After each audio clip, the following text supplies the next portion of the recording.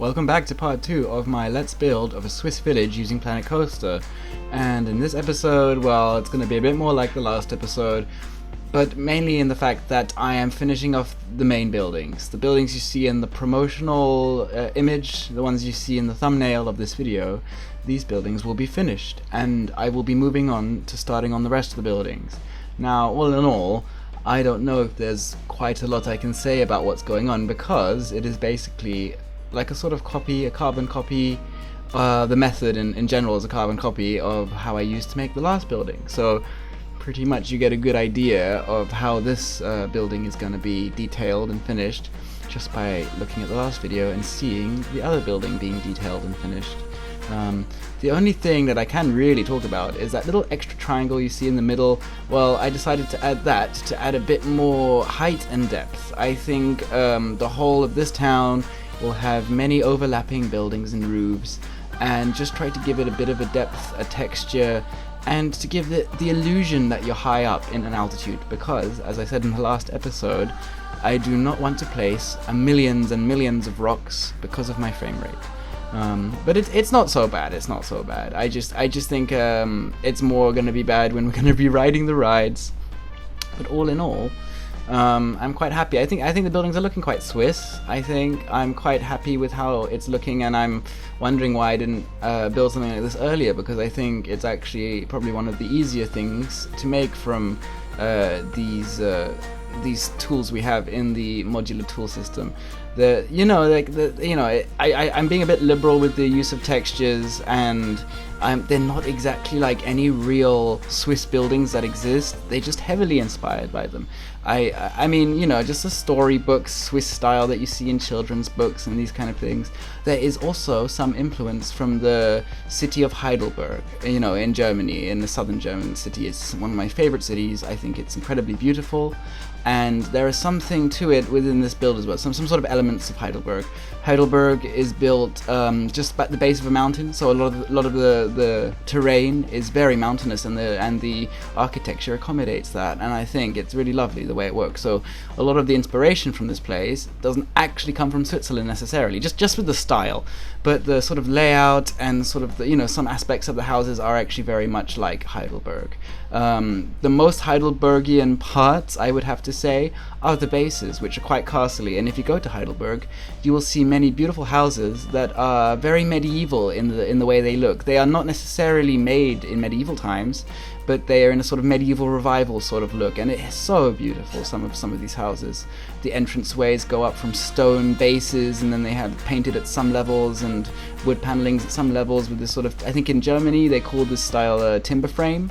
We call it Tudor in England, but it's very, very similar. It's probably the same time period and very much similar methods of construction, and some aspects of that I had built in my Haunted House Dark Ride with the timber framed haunted house, and a bit of that inspired me to also build more timber frame, because I think timber frame houses can really work in this game. So if you're ever stuck for a style, or I think go for a timber frame, because you can pretty much accommodate nearly everything you want to do that with that style with this game so far. So all in all, I have to say I'm pretty happy with how it's turning out. Now, I did say this wouldn't be super long series, but it might actually turn quite long. But a lot of it will be building the same kind of building over and over again, just different variations. Never one building will be the same, just like in a real European city. I mean, I've never actually seen any sort of double buildings. I mean, you think they're double, but then you look and you're like, no, because that has a different window level, and this and this and this and this and that and that and that. But I'm sure many of you who live in Europe can very much understand that already. So it's going to be all different, and the landscaping will have some rocks to make mountains. But all in all, I can't do as much as I want, as I explained in the last episode. So, and you can see here, I am making a chimney which I didn't like. It never ends up coming to fruition, because I just didn't like the way it turned out. But I still would like to find ways to put chimneys into this build, because these houses, they do need chimneys, but I don't think any of the objects that are here for chimneys work well enough. If any of you have a wonderful idea that I can use, or any suggestions or anything like that that you think would look good as a chimney, please leave me a comment or a message or whatever you want, and just let me know. And I always consider people's ideas. I may not always use them, but I definitely consider them, and I definitely try to, to think of everything. And I might, and I usually at least try these ideas once, and maybe later, even if I don't use it, I might use it later.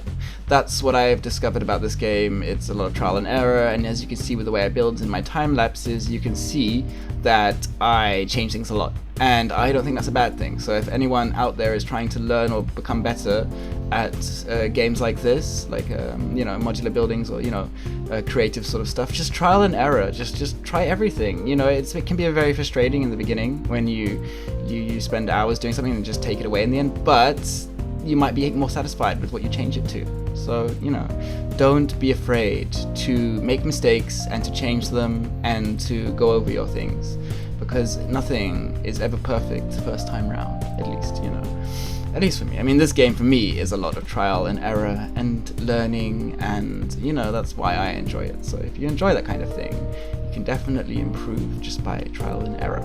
Anyway, my art lesson is over, and I'm going to leave it there. And I managed to waffle on for long enough to make it sound like I was talking about stuff. So, I hope you enjoyed that random waffle that didn't have a lot to do with the video. But I will see you in part 3, where I will be continuing to make timber frame Swiss-style Heidelbergian houses. And hopefully I will see you then.